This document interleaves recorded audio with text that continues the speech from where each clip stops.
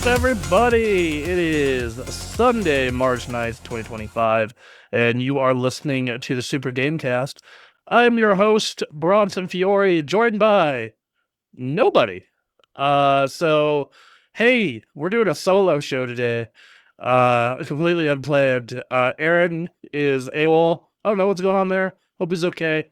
Aaron, if you're watching this somewhere, I hope you're not dead. And then Duncan had a flooding emergency with his washer and dryer.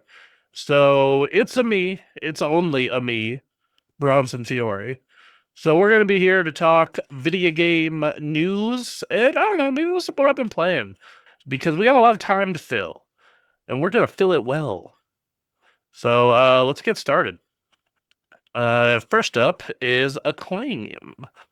So Acclaim is coming back. They have been resurrected with wrestler Jeff Jarrett as the advisor.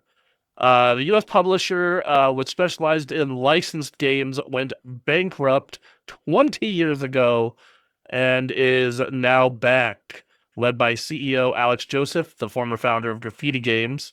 The Turnip Boy commits tax evasion people. In a statement, the publisher says its initial goals are to support indie developers and reignite classic franchises, providing funding, marketing, and PC support to indie studios. You know, they are known for many licensed games, like that was a big part of their catalog.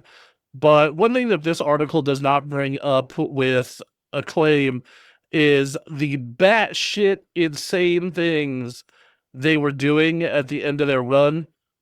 I feel that is something that is being talked about here. They did a bunch of insane marketing campaigns with Turok. There was one that encouraged dangerous driving. They're also the people who made BMX Triple X. That was Acclaim. So that's a fun little footnote of history. I don't necessarily understand what the point of this is instead of doing it under a new publisher. Because like I don't know how much nostalgia Acclaim has. Like that's part of it, is like I don't get that, because Acclaim, in my mind, other than Turok, made a lot of trash. Like they're the Clay Fighter 63 and a third people, right? Like that's who Acclaim is. That's what Acclaim is known for in my mind. If you've never seen it, Matt McMuscles on YouTube has multiple videos about Acclaim games in the What Happened series and how they're garbage. And also how they have like poorly run marketing campaigns that are part of why they ended up going bankrupt and disappearing 20 years ago. I actually don't know, like, it's kind of nuts.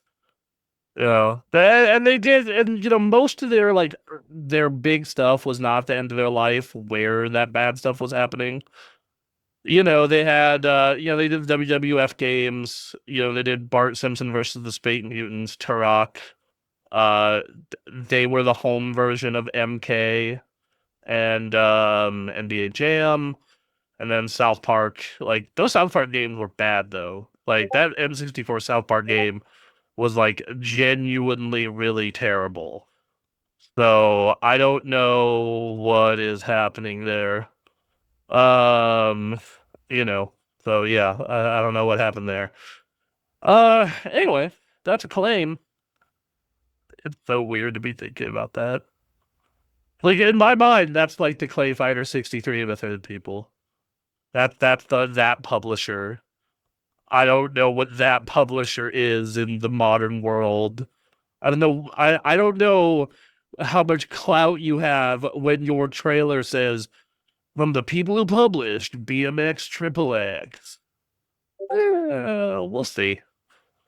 We'll see. I'm not opposed to it for sure. So we'll go from there. Anyway, next news story is I hope you're ready for things you like to become garbage. Things you love becoming garbage due to going public. Discord. Hey. What that could mean. Oh, hold on. Sorry. Click the button. Discord is reportedly exploring an initial public offering. They were exploring this as back as 2021 when they had a valuation of $15 billion. Um, saying, quote, "We understand there's a lot of interest around Discord's future plans, but we do not comment on rumors or speculation. Our focus remains on delivering the best possible experience for our users and building a strong, sustainable business." Yeah, many people have expressed concerns in this when the first time it went around, especially the more and more Discord gets integrated in the general game space. Like, if you play video games online with other humans, you probably have a Discord, and you probably are in multiple Discord communities, and everything runs through Discord. We run this channel and this business through Discord. Well, Google Suite as well, but like for like the chatting and the messaging and the running the show, that's Discord that we run that through. And usually when a company takes something public, it may not be immediately, but it tends to go to shit. Comments from the Reddit. Well, it's been fun, but anytime someone decides they want to make a public offering, then the company, everything goes to shit is what's next. RIP Discord, brought into the cycle of infinite growth at any cost. And yeah, they were, they were in talks with 3 different companies to purchase, including Microsoft. Microsoft did end up buying a large stake of them. Um, you know, and then it came out they wanted to stay independent instead focus on an IPO, which that makes sense. I think that Discord is, I don't, other than the people who work on Discord and make Discord being wealthy beyond their wildest dreams, if this were to happen, I don't see a benefit to the customer. Because like Discord is great the way it is. I feel like you don't really need to add anything to Discord. I don't think, like, maybe a little more stability, because we've had problems with like calls going to shit for no reason. Like, everyone's internet's great and everything's working fine, and then just for some reason the call server will shit itself. But other than that, I honestly think that I don't see any benefit other than the people who made Discord getting filthy rich, or richer probably at this point, getting a real benefit out of this. And I hope it doesn't happen, because, most of the time, because I can already tell you what the timeline of this is going to be. It is going to go public, and they'll make a shit ton of money, and some good stuff will happen to help it grow. Some promotion, some collab, something but then it won't grow enough eventually, because of course it wouldn't. And they'll start shoving ads in Discord, and they will start segmenting it and adding more subscription tiers on the Discord and more purchasing into Discord. And soon Discord will be a shell of its former self, very similar to the way every social media platform has ever happened. Very similar, like you think about old Facebook versus new Facebook, where Twitter was versus where Twitter is now. Even where Twitch was, like back in like 2014 to where it is now. Like it is, when the money men come, they will inshitify everything they touch.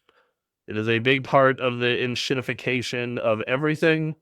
It is a big part of why everyone and their mother is hoping Valve in particular stays private. like the nightmare scenario for the game industry is both Discord and Valve going public around the same time.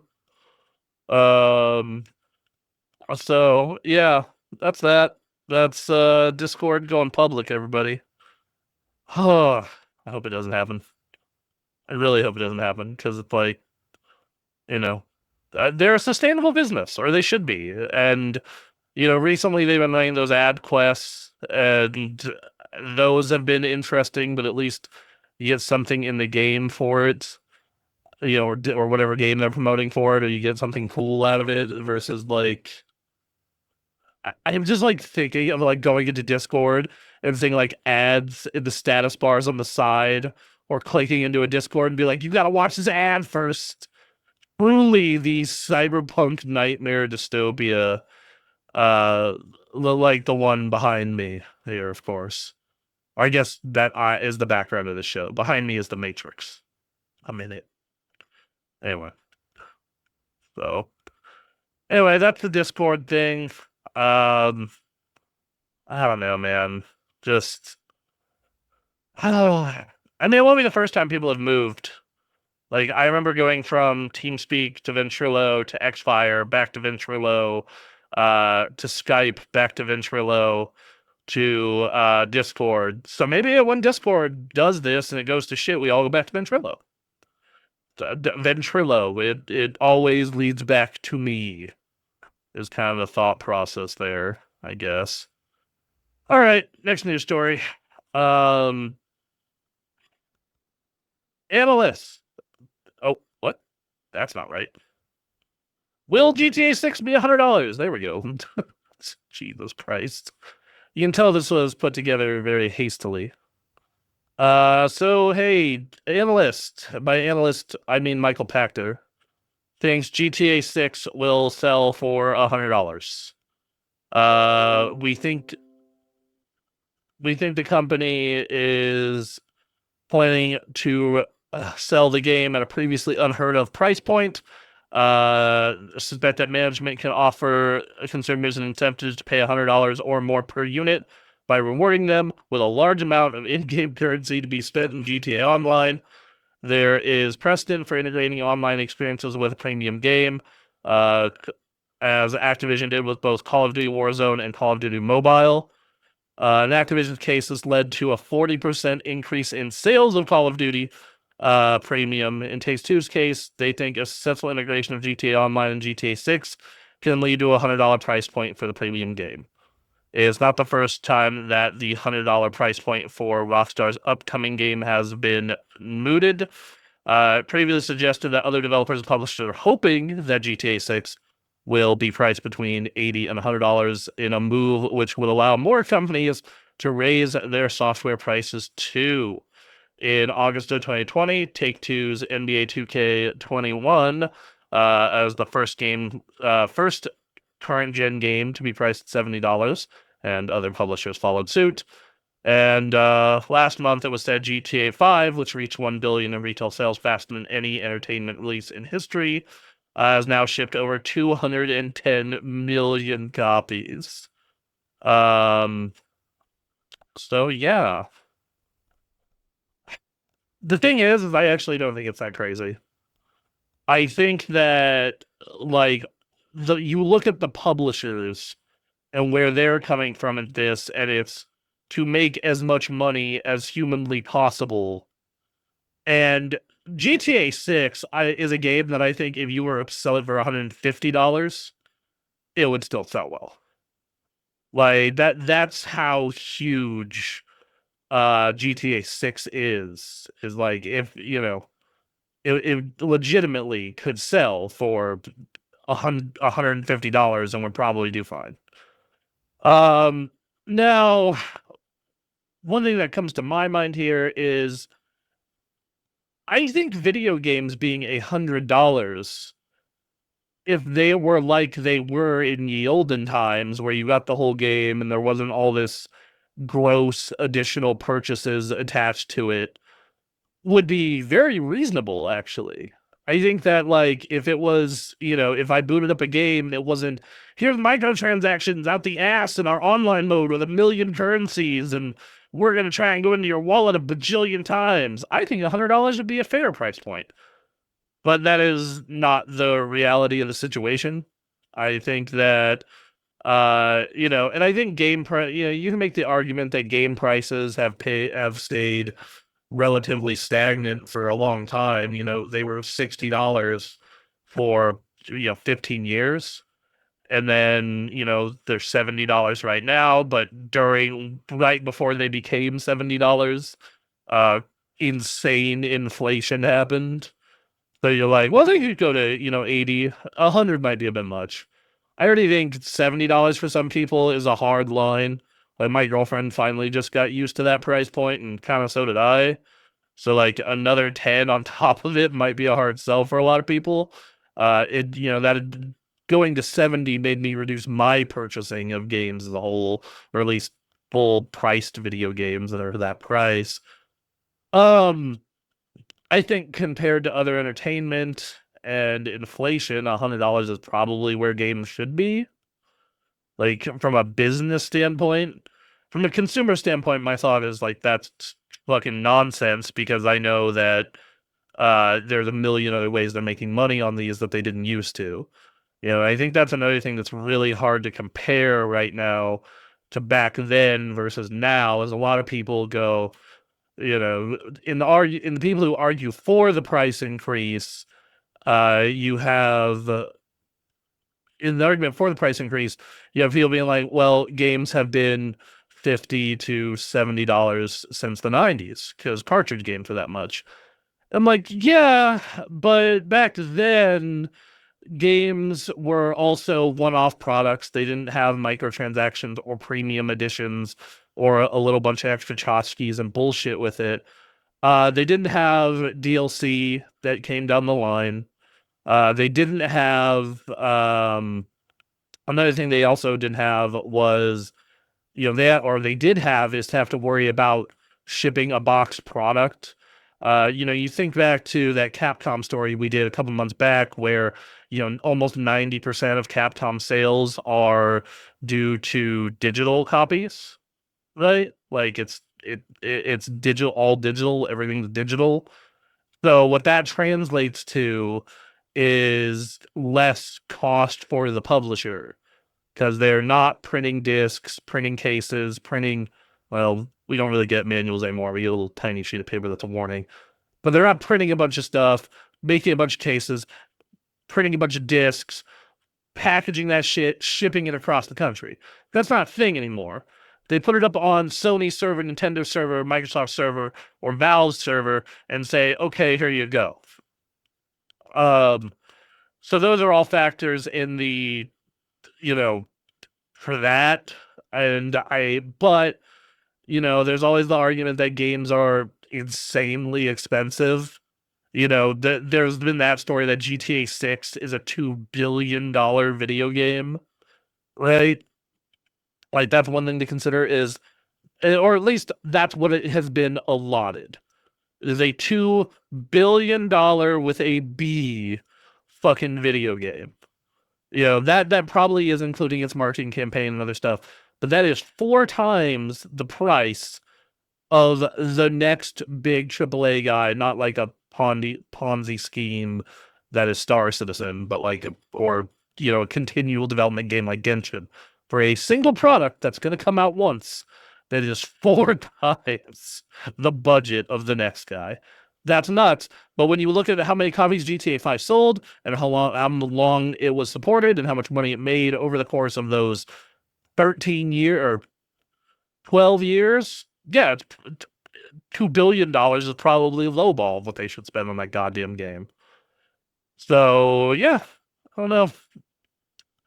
Personally, I don't think other publishers can get away with it though. I think that other publishers can't get away with that price point. I think most other publishers can't get away with $80, if I'm being honest. I think the sports games probably can because the consumer there isn't as tuned in. I think that God.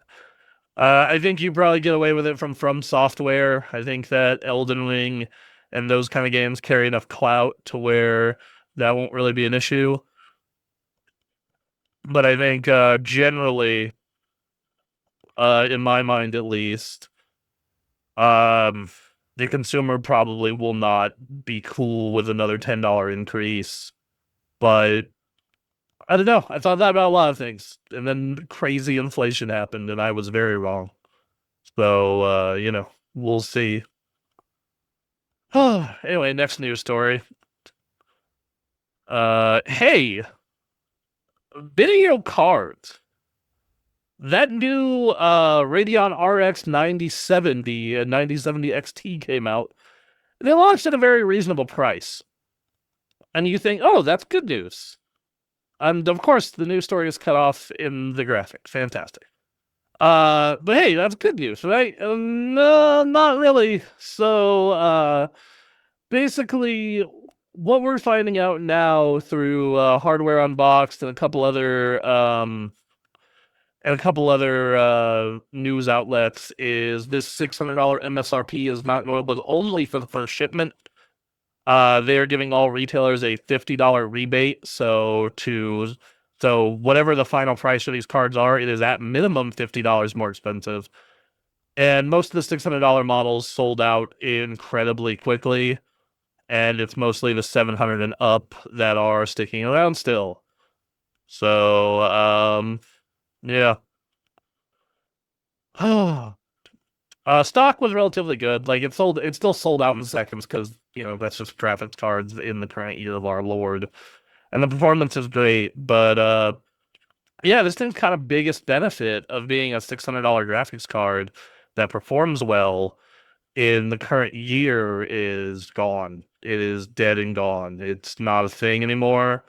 Uh, you know, uh, this is such a win for AMD too.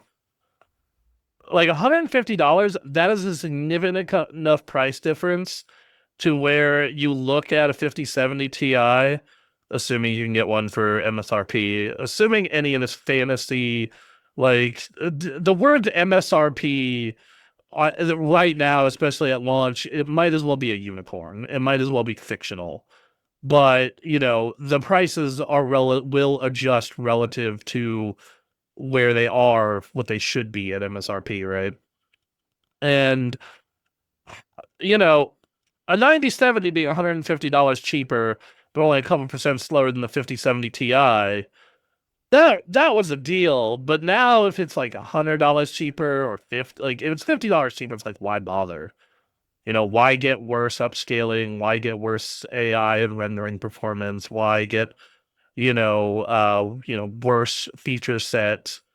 When the difference is $50, $150. Okay, well, they're close enough at that point. For most people, I feel. This is really scummy and shitty too. They had a lot more availability than Nvidia had, which was good. You're seeing more people, more 9070s out in the wild. It's not like Nvidia where you could definitely call that a paper launch versus this is more of it's not low supply, but it's a launch, so it's going to sell out no matter what. So, and if if they had this production rate before this, I'm hoping that these will be out in the wild sooner rather than later. Yeah, it's just real shit, man. Like that, and I get why they wanted to do it this way. Like, one, it's the anchoring effect of most people will think, oh, this card's $600, and when they go to buy it and it's 700, 730, they're gonna be like, oh, whatever, I'll still get one. Because it's anchored in their mind is what they're getting. And then the other thing is like they needed to win. AMD, even when they make a good product, they've been kind of getting their shit kicked in when it comes to graphics cards for 15 years, 16 years. And this was a good time to get a win, and they got a win. And to be fair, one of the big advantages NVIDIA had was good drivers, but the 5070 drivers are shit and have been bad. So, I mean, that's not a win for them anymore, as more as their opponent shot themselves in the foot. But hey, take what you can get. This God, the GPU market is such a mess, man. Like just the pricing and the scalping and the just crypto AI bros going into the market and just buying anything because they'll make their money back on it no matter what, so it doesn't really matter. And, in NVIDIA's case, a lot of the allotments going to them. Because there'll be AI server farms that'll order 10,000 AI rigs. Like that is something to consider as well, right? Like they'll order 10,000 AI rigs, with 10,000 AI graphics cards, Like, so just the volume, like, why would NVIDIA ever care about the graphics card unit as much now, right? Like the video game graphics market when AI and, crypto are so huge. Oh, Lordy. Um, I don't know. That's, and we do have more video card news though, as long as we're having this discussion. Might as well get into that. Hey, guess what? Uh, NVIDIA, their laptops are being delayed. So, as we talked about how the 5070 Ti and the 5080 and the 5090 are all missing ROPs, the laptops have also been found to be missing ROPs and been affected. Several notebook manufacturers have been working overtime to prevent, uh, this from happening, but they're already inspecting notebooks produced with the new 5000 series chips, and where fewer ops are active than specified in the data sheet, because that can lead to big losses in performance. God, man, I can't remember the last time a GPU launch was this much of a shit show either. That's another factor here. Is like I honestly cannot tell you the last time that we had something like that like this happened. I was thinking back to the 400 series with the Fermi cards that NVIDIA made that were massively over, drew too much heat and ran too hot, but at least those were good cards. They were priced right. They ran well. This is just, god damn it, man. Like, just, ah. I'm saying laptops too. I don't know what the hell is happening here. Is like, okay, was this a rush order? Is there something in the design where it can miss ROPs when it's being made? Like, what is happening? So, there's that. And then the last video card story we have before I kind of get my thoughts on this whole market together is, hey, the 5090 is being recalled, or at least specific models of it are being recalled due to, an internal investigation because that motherfucker is a fire hazard. There's no recall probe, but then, they put out a full statement at the Dutch retailer saying that's not happening. And yeah, there's, and then there have already been a few 5090s sold only to burn out due to the large amount of power going through the 12-volt 6 power connector. This happened in the first 4090 2 years ago. A lot of people pinning it on user error, though that does not seem to be the case this time. My thoughts on this are, well, the graphics card industry used to be cool. Like, a new series of graphics cards would come out and it would be exciting and energize you, and there'd be a lot of cool shit going on. Versus now, I look at it and I think to myself, Jesus Christ, why would I ever want to get involved with this? And PC gaming as a whole. I think that part of that is just because, like, it's hard to get cards at launch, or even within the first year a lot of the time. Prices are insane during that first year, and prices have gone up in a way to where buying even a mid-range graphics card is $600 to $800, which is crazy to think about. Like, if you want a 5070, you're paying $600, realistically with board partner cards. And then above that is 700, 800, 1,000. The 5080 is $1,000, realistically $1,200. That's nuts. What in the world is happening? And then AMD, even when they can compete, they shoot themselves in the foot with MSRP issues and there's stock problems and just, the graphics jumps aren't as huge as they used to be. And it's just, eh, that's eh. I used to be so excited about the high end and even the upper mid range graphics card industry. And that side of the PC space, like how great graphics can get and whatnot. Um, and I was really excited about ray tracing once I started to see it in action and the benefit it could have for games. But now it's just the cost is too high. They can't produce enough new units. They're starting to have these issues. It's like, dude, this is just not the industry that I fell in love with for this kind of thing, and it sucks. It really sucks. I'm playing a build in December, as I've mentioned on the show before, and I think that's gonna be my last build for a very long time. I'm committing to getting everything right in the first time, so I really only would have to add storage to it over time. Maybe go to 128 gigs of RAM. And then I'm kind of done until that thing just falls apart or there's a major error with it because I don't get excited anymore. Whenever I'm like pulling up video card news, I'm like, all right, what is it gonna be today? Yeah, like those three news stories were this week. Like I was so keyed up on the 9070 XT launch. Finally, a budget-friendly mid-range card. Everyone's feeling good about it. It's performing well.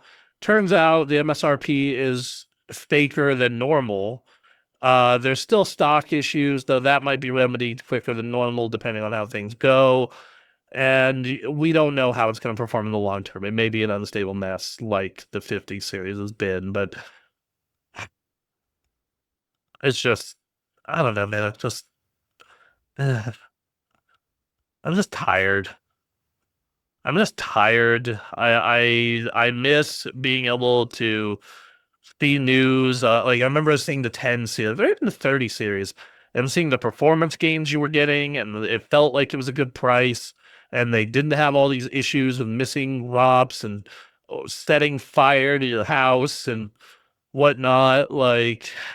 And yeah, back then AMD didn't really compete as much except on the lower end side of things, but just everything was felt kind of good versus right now, everything feels really, really bad. I guess that's kind of like growing up. um, jokes aside, I don't know. I honestly think I've talked about this with Anthony.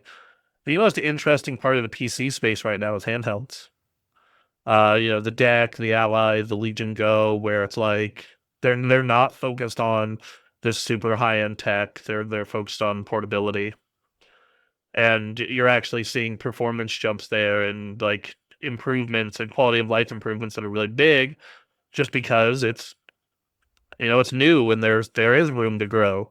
Hey, we put a bigger battery in it, so the ROG Ally X has deep deck style battery with way better performance. Hey, we put this really cool screen in it. Hey, we did this thing, and you're still able to see big power jumps. Like I think whenever we see a deck 2 in the next couple of years, like you're gonna see a real big, meaningful power jump, not like a piddly 10 to 15%. I mean, Switch 2. Granted, the Switch 2, has the benefit of being, coming out basically almost 8.5 years after the original. But I think that actually, and this kind of goes back to the console space too, where it's like, even the console space graphics are not as exciting as they used to be. I bought a PS5 Pro, and my advice to most people is spend that money on an OLED TV with VRR instead before even thinking about it, because you will get far more benefit out of that.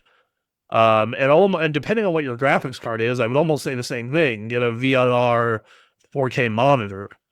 That OLED 4K monitor before you look into a 5080 or 5090 or 9070 XT, just because I think you'll get more of a fidelity benefit out of it and a long-term benefit out of it and be happier with the purchase. Depending on what you're running on. Like I'm running on a 3080, it's not a bad card. It's just VRAM constrained. Versus if you're running on like a 2060, yeah, dog, okay, fine. You make the move. Okay, that isn't for you. But yeah, like I don't think that space is exciting anymore. CPUs are not really that exciting either. It's just, there's still big improvements to be had, and that's nice. But I think generally it's not. It is also what I would qualify as fine. Yeah.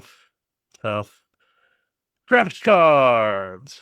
All right. Well, anyway, let's get to the next news story. It's equally as depressing.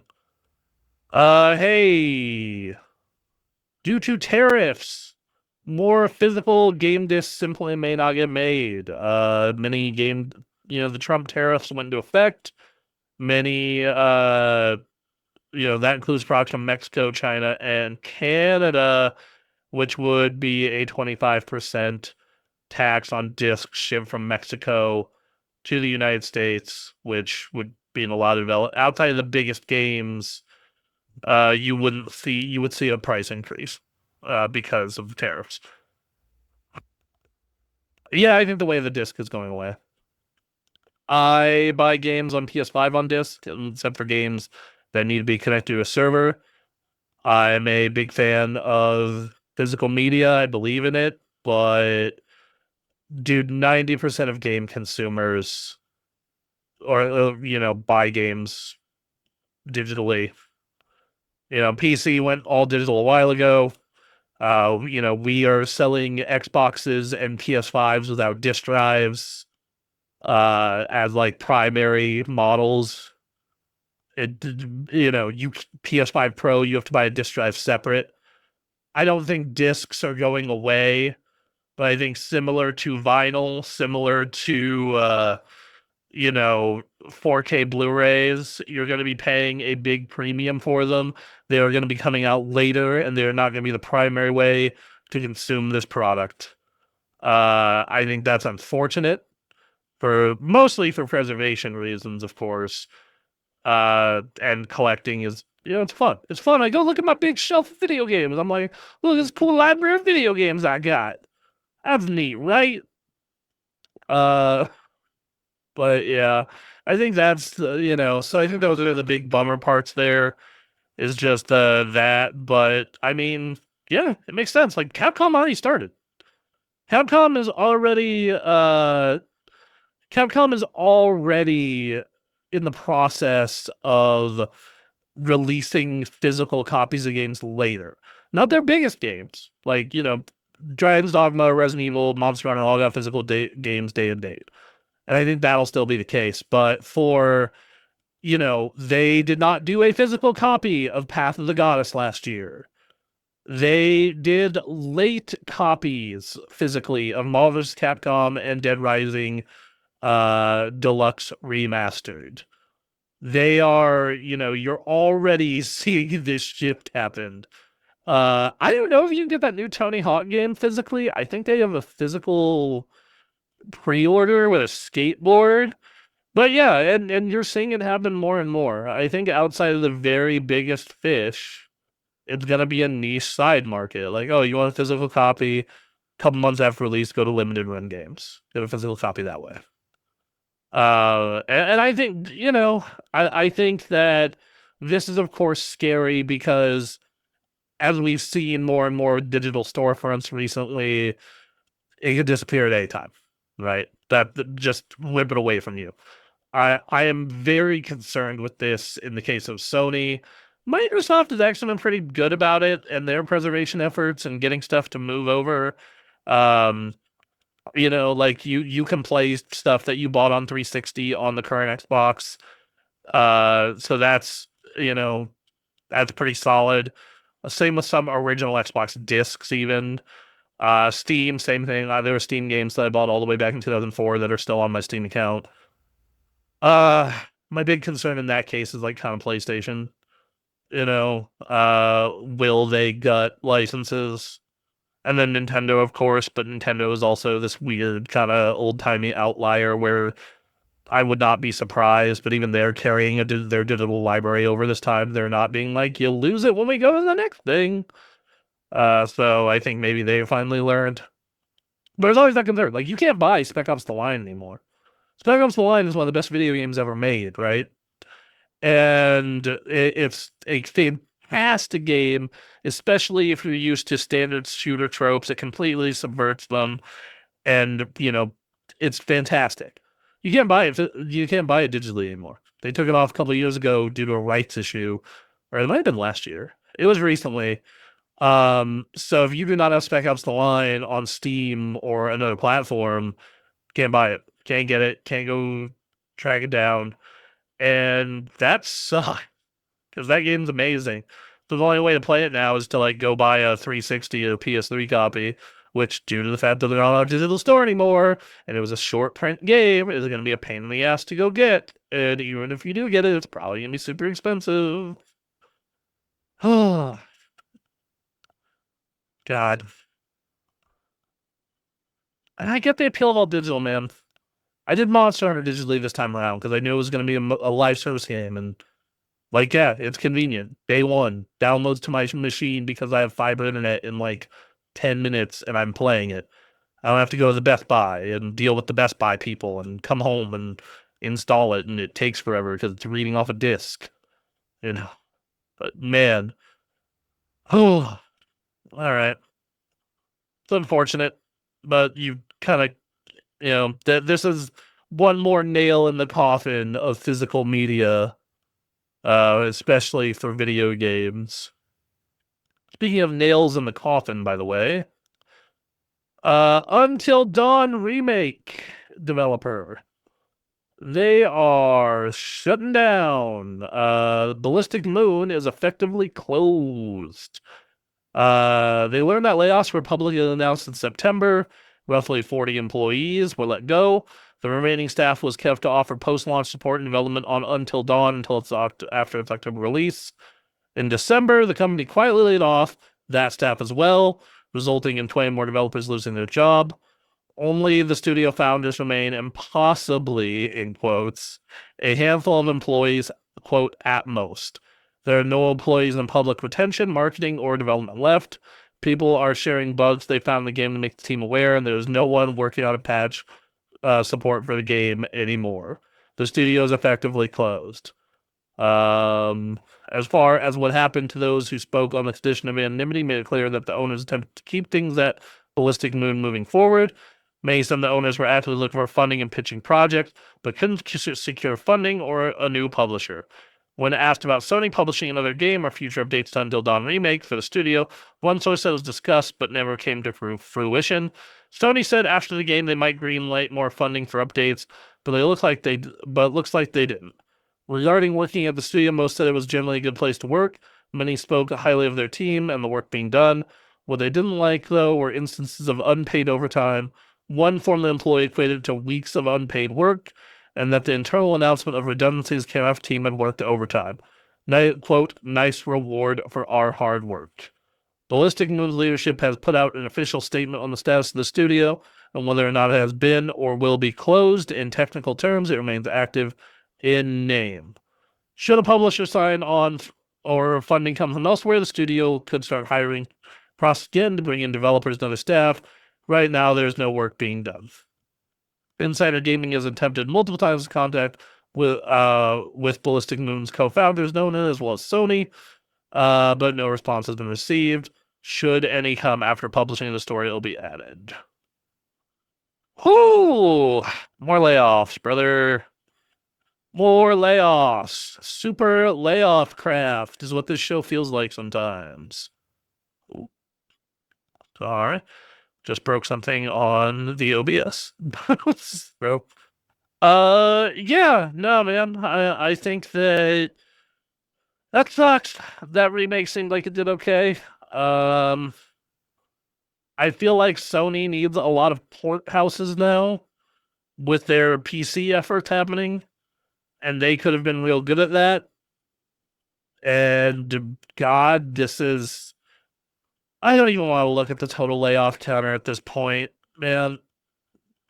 Um, it's it's a mess. It's a mess.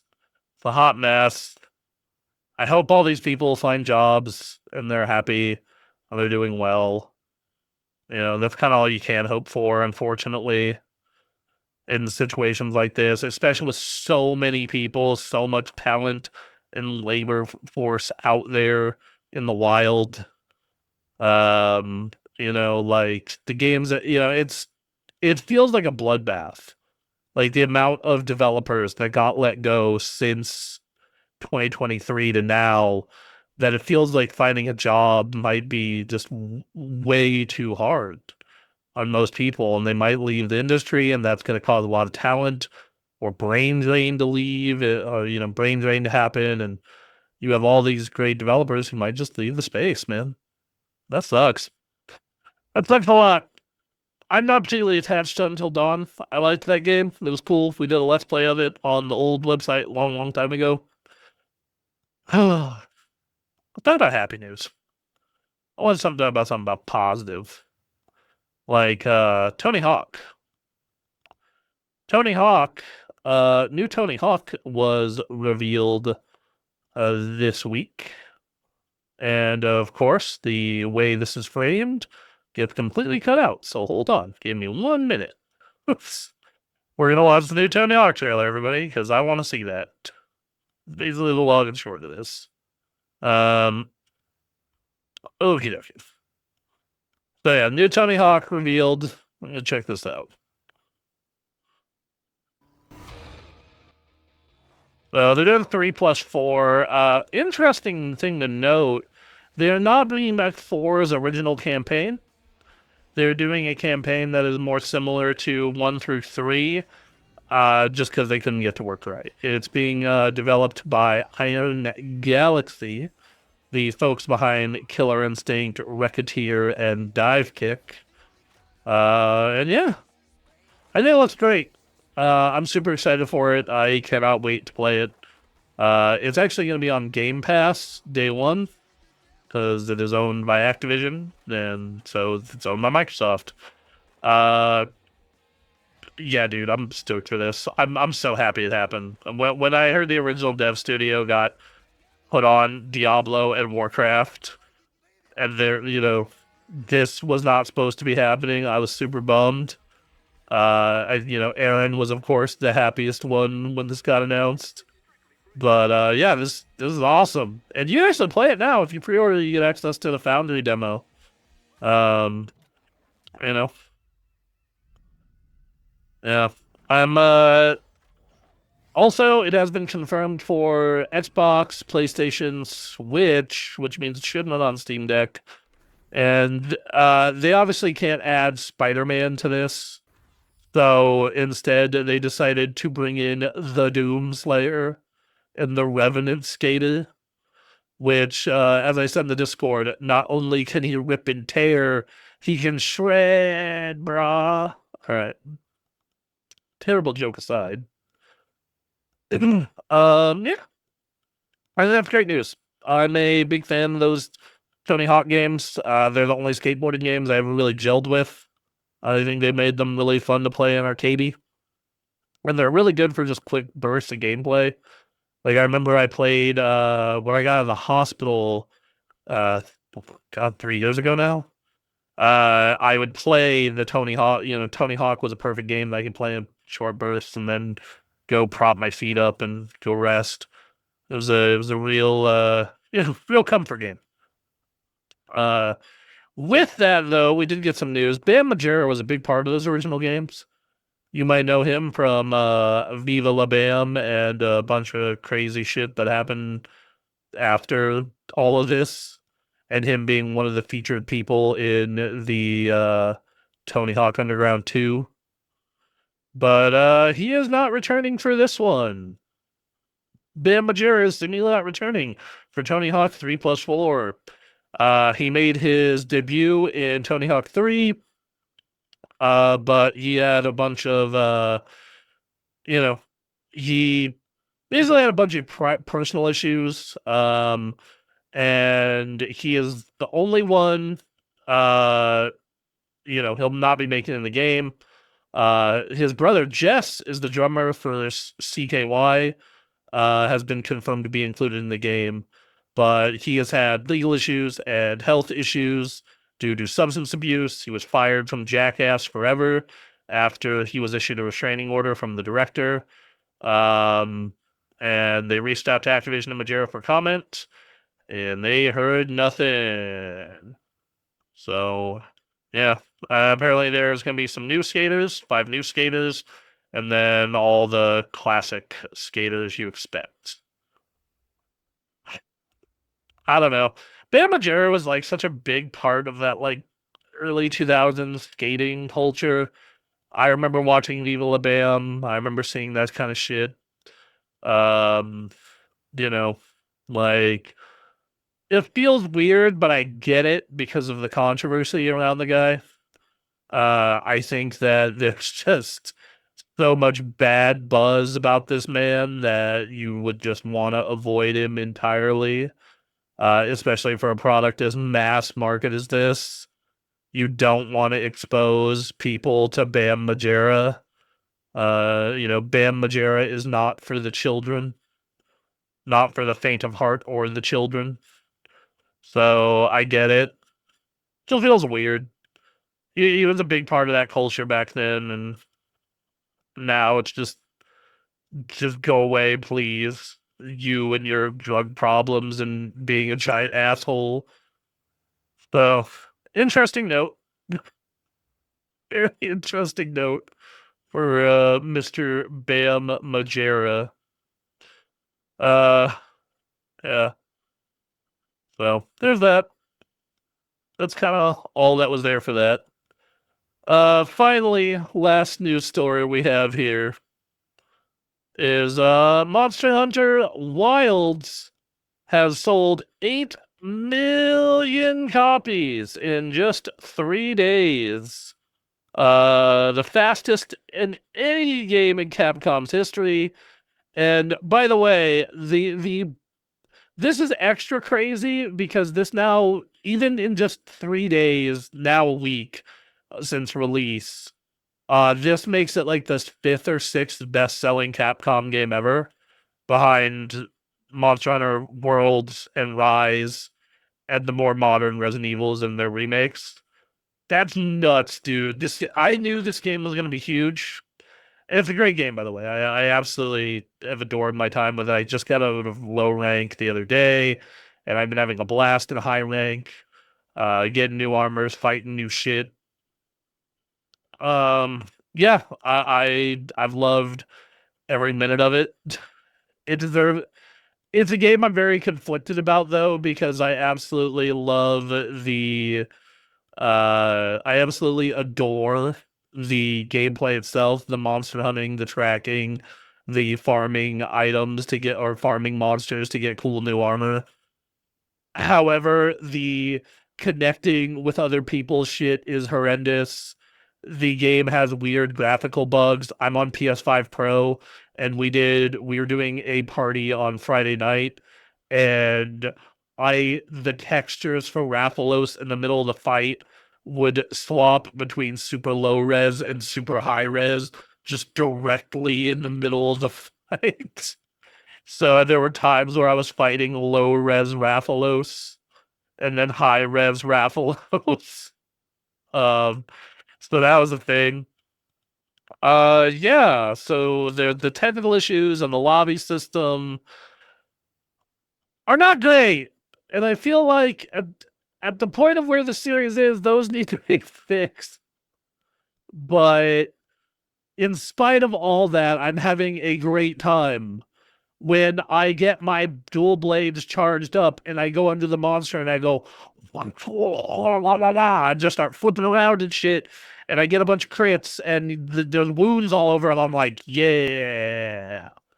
I also will say this is like the Monster Hunter where I feel most guilty when it's on low health. Like, there are points when you look at those monsters when they're on low health, they're just slobber and their chunks of their face are missing and they're wheezing and they're limping. They're like, Maybe I'm the monster. Oh no. And that's kind of where that is. As the gift for Capcom, this continues Capcom's string of ridiculous bangers. It feels like since 2017, 2018, Capcom has been on a non-stop success run, and especially the past few years in particular.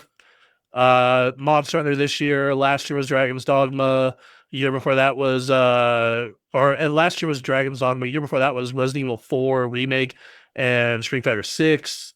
Year before that, what came out for them in 2022? Oh, and Monster Hunter Rise Sunbreak, I believe. And then like 2021 was Resident Evil Village. Like they've just been on this crazy hot streak, and it doesn't seem to be stopping. And they really get it. Turns out when you make the good video game, you will make a lot of money, and that is the secret to being a video game publisher. Make a lot of good video games where the portfolio is diverse, and make sure it's quality, and you'll make a the money. It's not a tall ask. I feel like a lot of publishers think like we need a live service game that prints infinite money forever. It's like, I mean, yeah, but it has to be a good game and fill a niche and all this other stuff behind it. And it's just the investors don't want to hear that. They just want to hear, can you put out Monster Hunter 2 quarters sooner for it to make infinite money? And then Capcom has a development team and as a whole has to go to them and be like, no, that's dumb. Here's why it is stupid, you idiot. But say it in a nice way so they don't pull their funding. God. So yeah, hey, Monster Hunter is cool. Aaron's gonna have a full review of that on what? That's gonna be April 11th. He's gonna have a full review going live. So he is going to be doing the high rank stuff and doing the low rank stuff and kind of writing a review of where that's going to be from the perspective of someone who is kind of not a Monster Hunter newbie, but not a Monster Hunter pro. That's, and we'll do a post review show where we kind of talk about it in depth and be like, this is why Monster Hunter's sick. Yeah. Anyway, everybody. Sorry for kind of a brief show today, and also it only being me. This was unexpected. This was not planned in any way, shape, or form. But yeah, so some stuff we'll go over. Hey, we're gonna have podcast clips going up Monday and Thursday this week, just like last week. We're gonna have a bunch of stuff going up this week as well, or in the following weeks as well. And we're playing more edited content. I know y'all liked that Eternal Strands review Anthony did.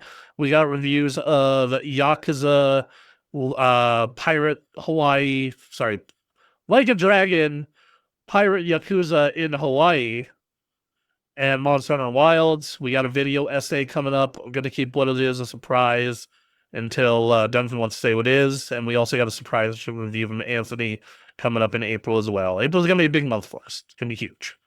In the meantime, though, you can continue enjoying this podcast and everything we're doing with it. We love you guys, and you have a great day. And remember to like, follow, subscribe, all that good stuff. Bye.